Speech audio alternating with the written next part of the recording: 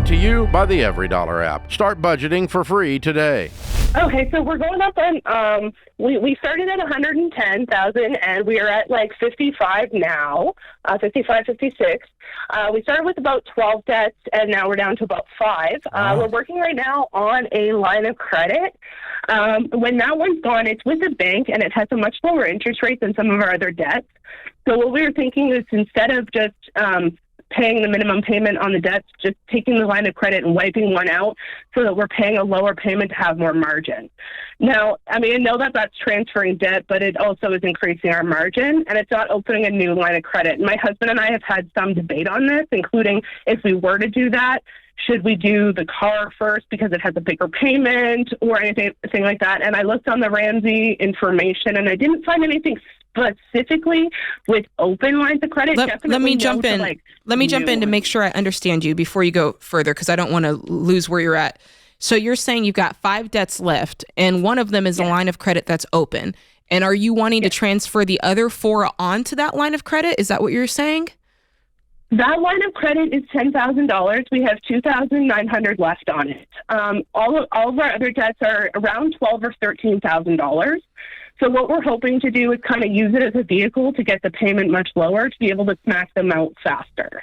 So transferring your current debt by basically putting it into the line of credit like she's asking. And we know it's still debt, but what we're hoping is that we can get more margin and more traction with it. You're doing that because of the percentage rate or because you think it'll free up the other payments? And it would.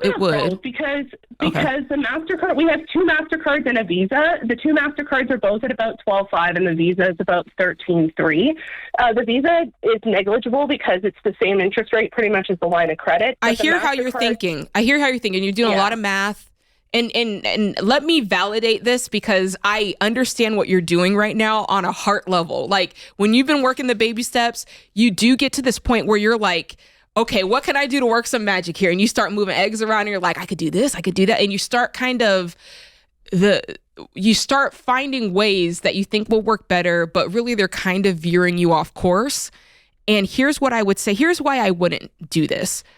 There's part of what you're saying that makes sense, and I'll validate that. Yeah, like if you have a high interest rate, why wouldn't I move it to somewhere where there's a lowest interest rate? If I can make all this form into one payment that's going to be lower than these other payments over here and free up some more money, why wouldn't I do that? I hear what you're saying.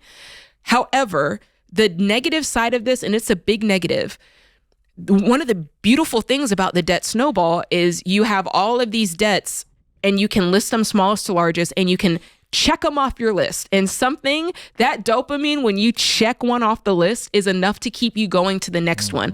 I would much rather have 5 debts of $10,000 each than 1 debt of $55,000. I would much rather have 3 debts that's 5, 15, and 20 than 1 debt that's 45. Do you see what I'm saying? Like, I don't want you to group these together because then you're not going to get the satisfaction of paying them off one by one, because that is a grand motivator in this whole thing. Well, and the line of credit, it does max out at 10. So, I mean, we would still be paying off like the remainder of the balance on each line, on each thing, but it would just be like quite a bit less. Yes, but at that point, the difference is so negligible. Like at that point, money-wise, it's so negligible. You're grown. You can do you're going to do what you want to do. But if you're asking my advice, I truly think that you should keep these as are, because if you run out the interest, by the way, anybody, if you run out the interest on the debt snowball, it's going to be negligible. What matters is finishing it. That's what truly matters. So, and my husband and I both thought that too. We were like, well, it will make it like a little bit faster, but the difference is only going to be, a couple $100 either way. Yeah. And then you're dealing with a $10,000 chunk again, whereas right now it's at $2,900, right? Yeah. So, and that way mentally you're kind of restarting like, okay, I thought this thing was almost gone. Now I've kind of like refilled it and I've got another big chunk of debt to pay off. And I mean, I don't even want to know what the difference in interest rate is because we've seen the math on that. So I wouldn't do it. Gross. Say again? She says gross. Is that what it's gross? Yeah, it's gross.